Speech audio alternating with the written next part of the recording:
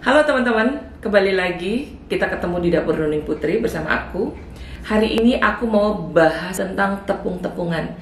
Seputaran tepung-tepungan itu banyak kisru dan rancunya di dunia perkulineran. Jujur waktu aku juga baru pertama belajar, banyak rancunya yang aku belum ngerti.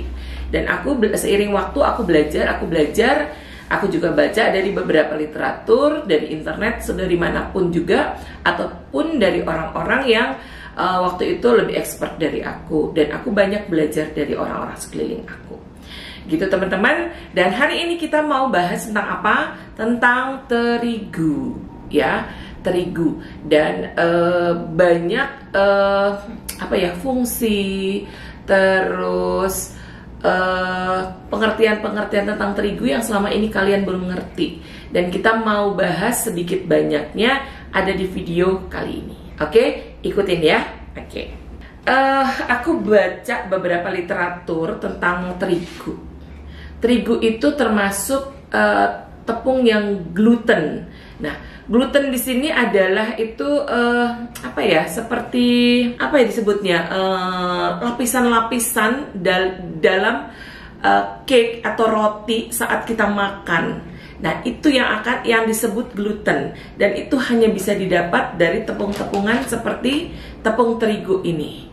Di pasaran ada 3 tepung yang kita tahu tepung terigu, maksudnya yang banyak orang sudah paham ya. Tepung terigu protein rendah, tepung terigu protein sedang, atau tepung terigu protein tinggi. Nah, dan juga banyak banget merek-mereknya. Hari ini yang mau aku bawa contohnya adalah merek, salah satu adalah Bogasari dan juga Bungasari. Mereka mengeluarkan banyak sekali macam tepung, ya kan? Nah, kalau Bogasari yang kita udah banyak tahu adalah tepung rendahnya disebut dengan kunci biru. Terus tepung sedangnya disebut dengan segitiga biru. Nah, kebetulan aku nggak punya tepung protein tinggi atau disebutnya tepung cakra atau cakra kembar. Itu untuk tepung Bogasari. Nah, kalau Bungasari mungkin belum banyak orang tahu, ya mungkin sebagian udah ya gitu. Kalau Bungasari itu dia mengeluarkan banyak banget tepung. Tapi 3 tepung yang sudah umum yang orang sudah mulai kenal adalah tepung rendah protein disebut dengan Hanamas atau Hana Emas.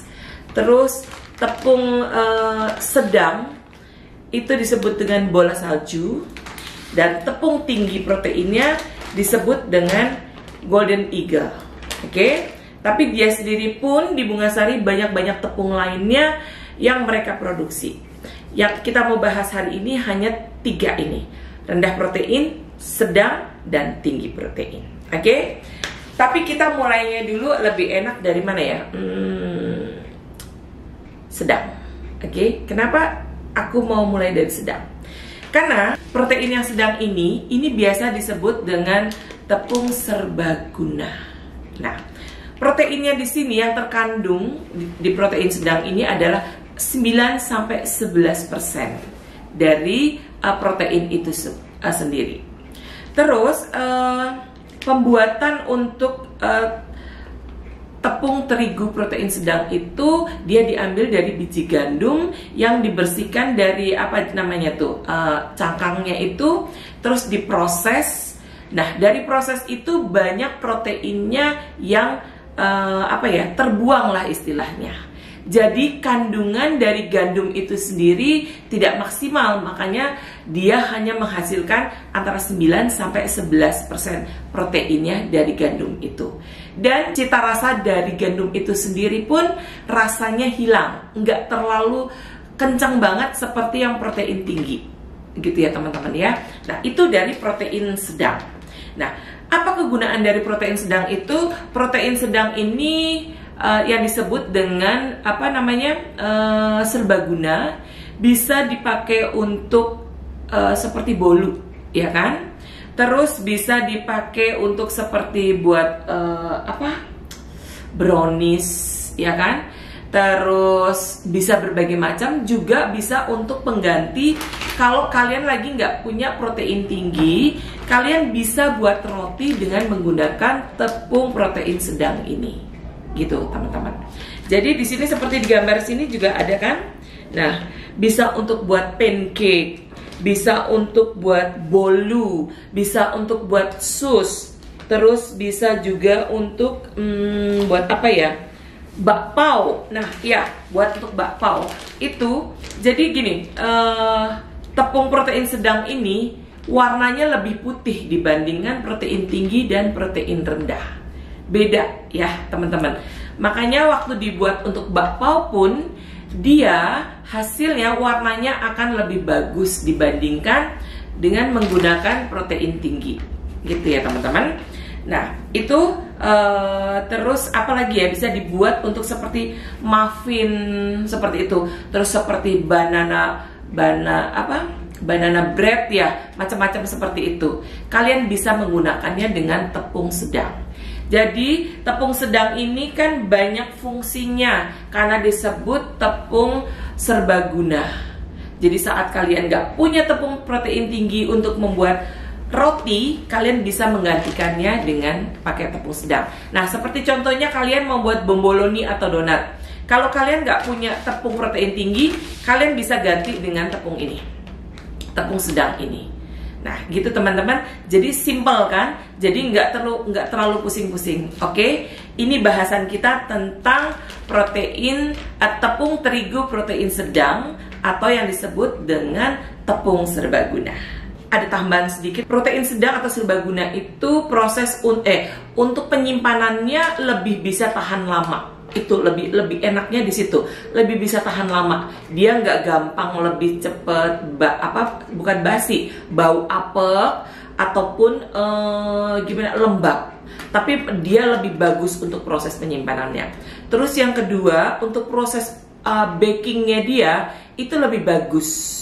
Saat gluten itu terjadi saat tepung ketemu airnya itu akan menghasilkan gluten yang baik dengan menggunakan tepung serbaguna atau sedang ini. Oke, kita lanjut ke tepung rendah protein. Oke teman-teman, sekarang kita mau lanjut ke tepung protein rendah. Protein rendah kita bisa temuin ini dua. Yang aku mau bahas adalah hana emas dan kunci biru. Protein rendah itu proteinnya mencakup antara 8-9% dari gandumnya sendiri. Jadi rendah banget. Kenapa disebut rendah protein? Ya teman-teman, biasanya tepung ini dibuat untuk kue kering ya. Terus untuk bisa juga untuk donat. Bukan donat, bakpao. Tapi bakpaonya yang tidak memerlukan tekstur atau tekstur yang kokoh. Jadi tidak bisa dibentuk-bentuk. Nah, kalau untuk roti ya, untuk roti ataupun bolu itu dibutuhkan gluten yang bagus, ya kan? Dan sedangkan untuk protein rendah ini tidak ada istilahnya gluten yang bagusnya itu kurang. Kalau roti dibutuhkan kekenyalan yang baik. Kalau bolu dibutuhkan itu bukan kekenyalan tapi glutennya yang membuat lembut roti itu sendiri. Bolu itu sendiri. Jadi itu tidak bisa ditemukan pada tepung protein rendah. Nah, kalau kalian membuat misalnya seperti kue kering, ya kan? Tidak dibutuhkan kekenyalan, tidak dibutuhkan kelembutan, tapi dibutuhkan kerenyahan. Kalian bisa dapat melalui tepung protein rendah. Oke.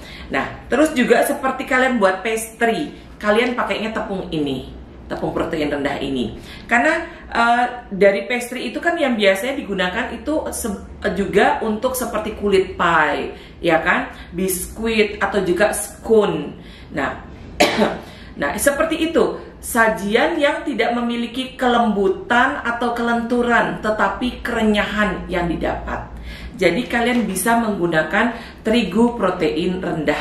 Dan satu lagi, perbedaannya tepung rendah protein ini, dia tingkat kelembapannya lebih tinggi dibandingkan tepung protein tinggi, gitu ya teman-teman.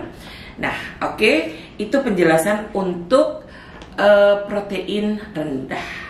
Sekarang kita masuk ke protein yang paling tinggi, oke?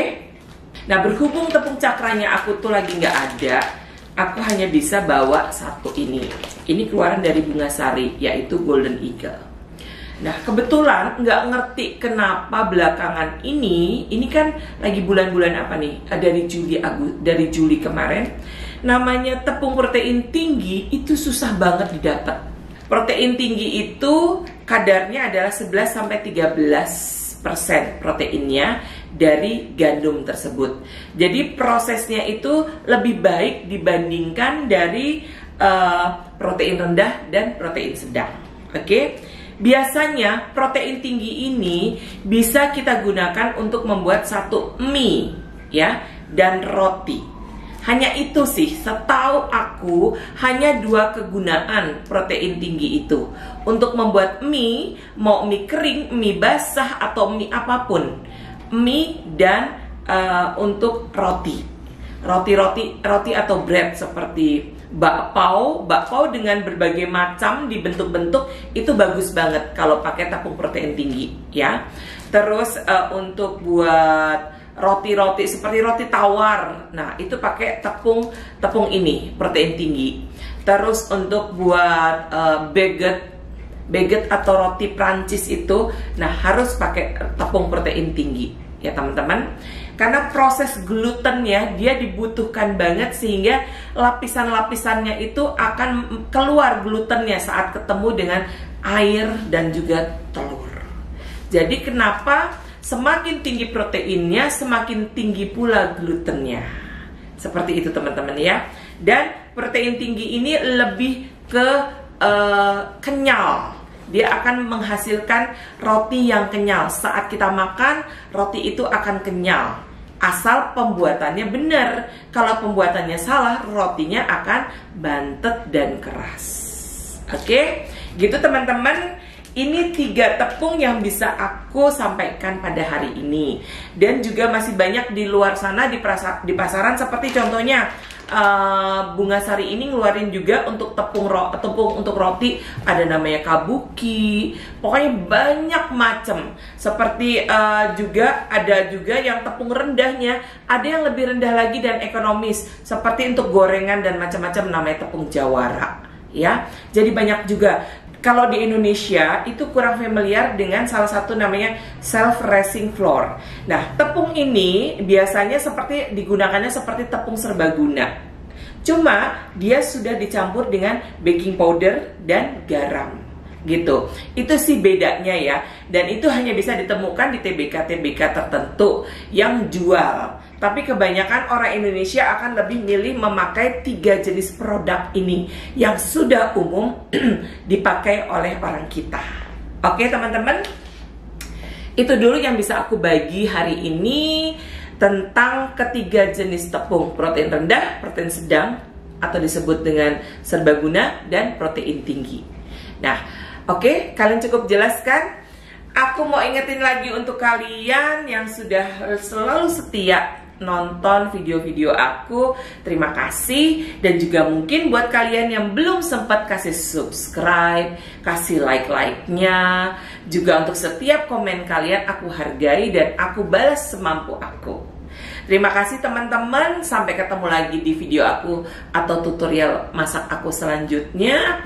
Kiranya apa yang aku bagi hari ini bisa bermanfaat untuk kalian semua. Dan kalau ada pertanyaan yang kurang jelas, kalian boleh sampaikan di kolom komen.